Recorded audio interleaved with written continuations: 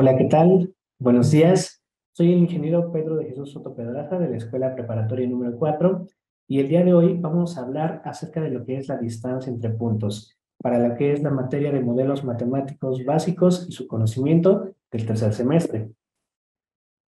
Me gustaría comenzar primero por mencionar qué tipo de conocimientos previos nosotros necesitamos tener para poder abordar correctamente este tema. Son conocimientos bastante sencillos, sin embargo, son muy importantes de tener.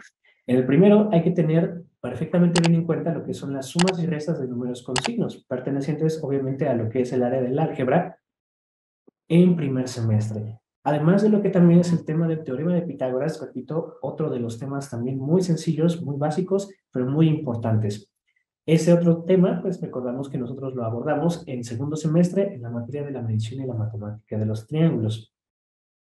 Bien, para las competencias que nosotros podemos desarrollar aquí o que son importantes que nosotros tomemos en cuenta son la creatividad y el pensamiento crítico. Si nosotros contamos con estas dos, vamos a poder llevar a cabo la reflexión correcta que me va a ayudar no solamente a resolver problemas tal vez de una manera mecánica, sino también a reflexionar el por qué son así.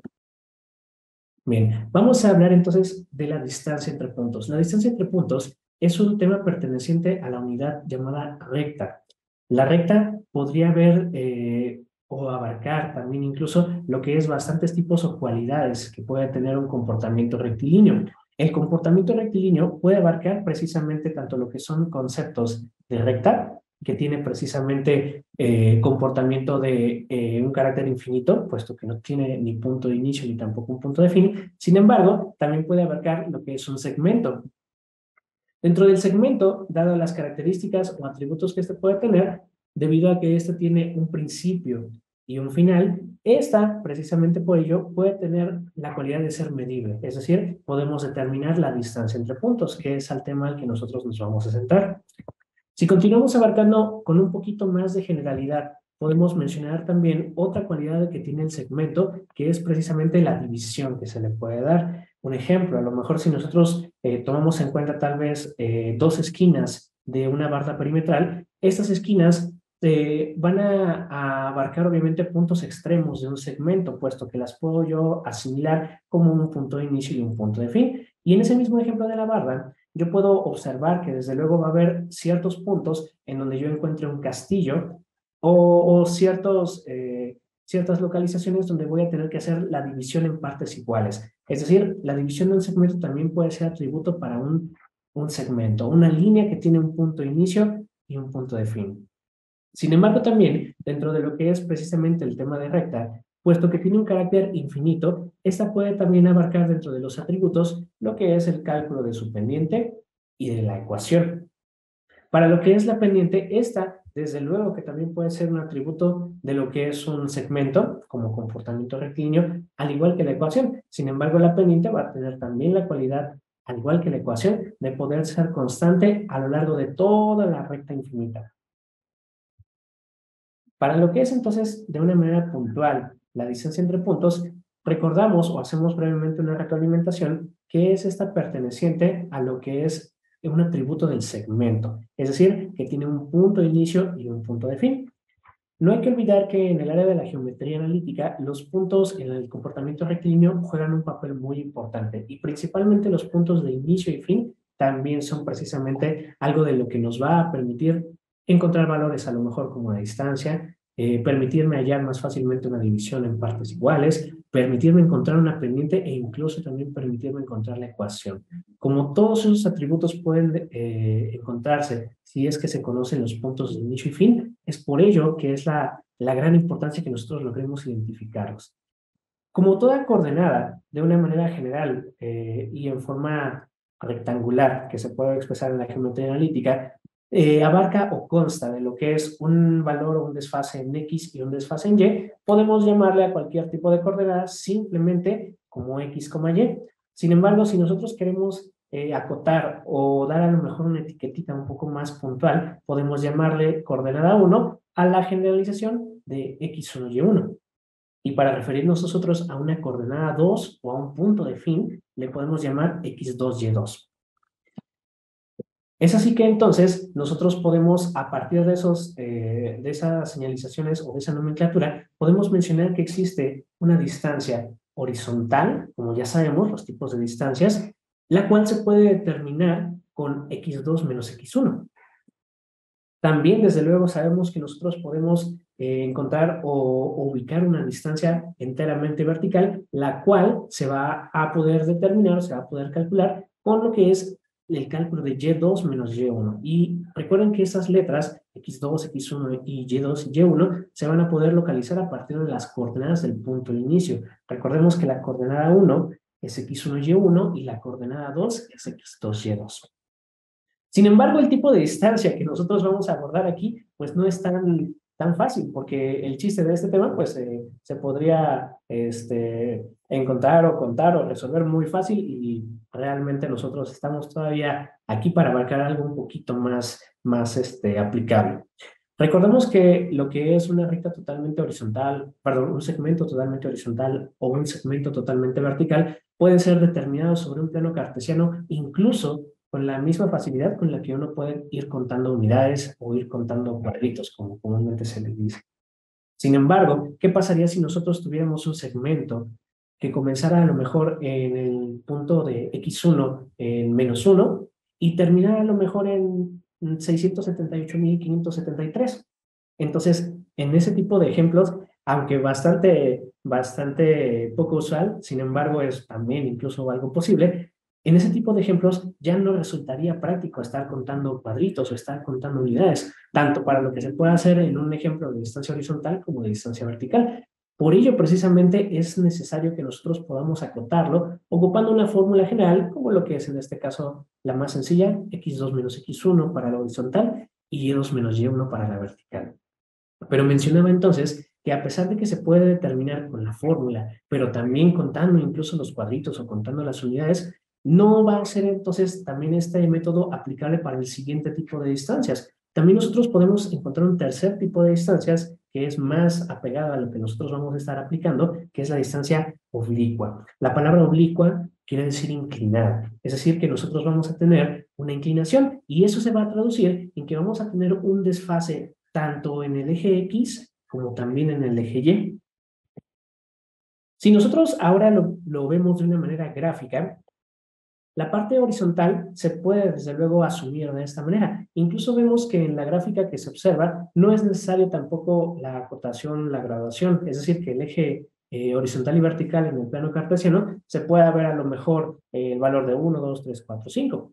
Esto realmente no es necesario porque lo estamos tomando de una manera totalmente general. Sin embargo, lo que se ve es una distancia enteramente horizontal para la cual sabemos que el cálculo para esta va a ser x2 menos x1 y la demostración es precisamente esta. El valor, sea el que sea que se encuentre en esta parte, tiene como valor en x, x2. Y el valor que está aquí en el punto de inicio, sea cual sea, tiene como valor x1. O sea que si yo quiero únicamente esa distancia, con los valores que se muestran aquí en estos segmentos, se puede observar que la distancia se va a determinar por diferenciación. El valor total de x2 menos el valor total de x1 me darían la longitud de este segmento horizontal.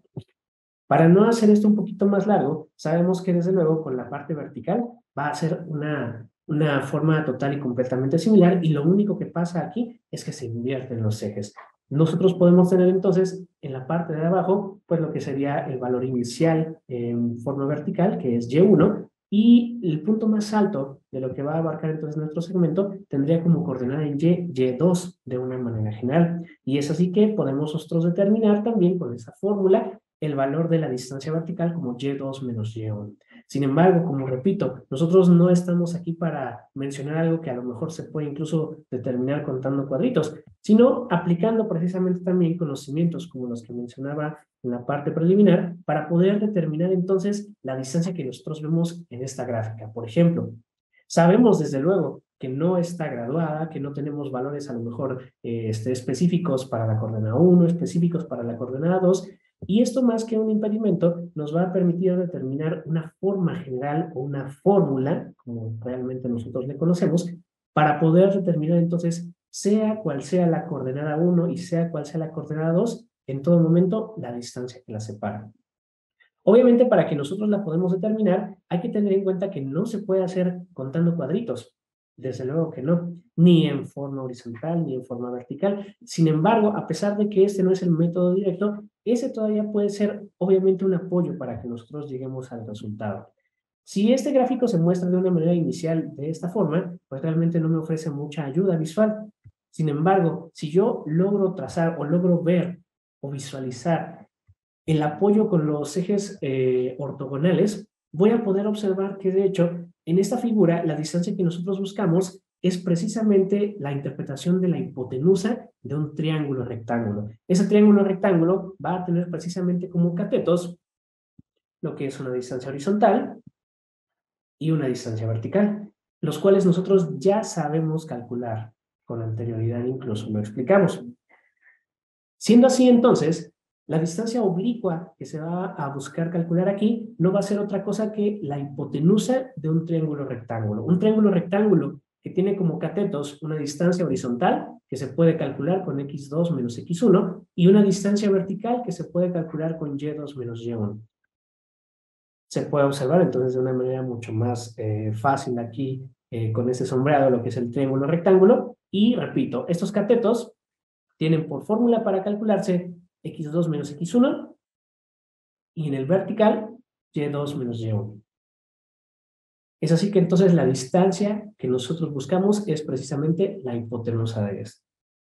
Como marqué entonces en la parte inicial, el tema de teorema de Pitágoras es algo bastante fundamental para que nosotros podamos darle la comprensión y el razonamiento necesario a este tema. Como todos nosotros sabemos, por definición el teorema de Pitágoras me va a permitir calcular el tercer lado de un triángulo rectángulo siempre y cuando yo conozca dos. Y en el caso de este, son dos los catetos que nosotros conocemos o, de una manera más general, dos lados que nosotros conocemos para que la hipotenusa, que es lo que nosotros vamos a buscar, simplemente se encuentre por medio de la fórmula. Es así que entonces podemos hacer la interpretación de la hipotenusa como la distancia oblicua en esta figura. Apoyándonos entonces del teorema de Pitágoras, vamos a llegar al siguiente razonamiento. Ya que la distancia viene siendo entonces la hipotenusa, recordamos que esta se va a calcular con la raíz cuadrada de la suma de los cuadrados de los catetos. Y en este caso, como el cateto horizontal es x2 menos x1, lo voy a colocar aquí, x2 menos x1, que es cateto horizontal elevado al cuadrado, más y2 menos y1, que es cateto vertical, elevado también al cuadrado. Y toda esa suma es a lo que yo le voy a extraer la raíz para obtener entonces la distancia total y completamente lineal, pero perteneciente a la hipotenusa, que sabemos que obviamente esto implica o esto se interpreta como la distancia oblicua que se busca. Si nosotros somos capaces de llegar entonces a esta fórmula o a este razonamiento, el álgebra nos va a permitir que la parte generalizada que esto pueda llegar a tener, desde luego se pueda adaptar a cualquier tipo de ejercicios o a cualquier tipo de situaciones donde las coordenadas que nosotros tengamos sean cual sean. En el ejemplo que nosotros mostramos aquí, vamos a observar cómo es que se puede determinar la distancia entre los puntos menos 5,3, cualquier tipo de coordenada que se me pudo haber llegado a ocurrir, y 7,-2. Tomando entonces en cuenta las consideraciones que nosotros marcamos de inicio, son estas dos coordenadas los puntos de inicio y de fin, por lo cual nosotros podríamos a lo mejor considerar a la primera como coordenada 1. Es así que menos 5 va a ser x1 y 3 va a ser y1. Y el 7,-2 como nuestra coordenada número 2. Es así que entonces el 7 va a ser x2 y el menos 2 va a ser y2. Si nosotros somos capaces entonces de hacer fácilmente esta asignación, la sustitución de la fórmula va a ser algo más o menos como esto. Es decir, la sustitución puntual de x2 menos x1 al cuadrado, más y2 menos y1 al cuadrado. El resto de este ejercicio es meramente un conocimiento o reducción algebraica de números con signo. Es así que nosotros recordamos que la multiplicación de signos iguales me iba a dar siempre un signo positivo, por lo que nosotros vamos a poder observar aquí realmente la operación simplificada de 7 más 5, que me darían entonces 12 y que elevado al cuadrado es 144. Y en el siguiente, menos por este más que está omitido, me daría entonces el signo de menos como resultado. Entonces sería menos 2 menos 3. El resultado me va a dar menos 5, pero una vez que lo eleve al cuadrado, va a ser más 25. Si nosotros realizamos la suma de estos dos números elevados al cuadrado, me va a dar un resultado de 169. Y a ese resultado es al que le voy a sacar la raíz, para poder obtener entonces, incluso sin la necesidad de una gráfica, que la distancia que separa a las coordenadas que nosotros mostramos de inicio es de 13 unidades, incluso de una manera entera. Cuando nosotros llegamos a encontrar a lo mejor un resultado que no está dado incluso por unidades enteras, ya sea que nosotros lo podemos expresar como una raíz, puesto que eso nos permite denotar o escribir el resultado de una manera más exacta, o incluso tampoco es muy gravoso si nosotros llegamos a usar una forma de notación en decimales. Pero siempre es importante también recordar o hacer la mención que la cantidad que nosotros estamos encontrando, si es que no me marca una unidad en específico, se debe de incluir al lado la letra U, que es lo que me marca precisamente que son unidades del plano cartesiano. Este fue un ejemplo muy rápido, bastante sencillo y bastante pues práctico que nosotros podemos hacer precisamente para lo que es la aplicación de la fórmula de distancia entre puntos. Sin embargo, esto no se queda nada más así. Si nosotros lo podemos llevar incluso a la aplicación, por ejemplo, lo que podemos ver a continuación, donde se puede observar un mapa de la República Mexicana que está adaptado incluso sobre un plano cartesiano, en donde también podemos observar incluso una comparación. Si nosotros nos vamos acá a la parte norte del país, podemos observar que aproximadamente lo que equivale una unidad, de acuerdo incluso a una medición con la aplicación de Maps, se puede observar una apreciación o una equivalencia prácticamente de una unidad de este plano cartesiano con 150 kilómetros.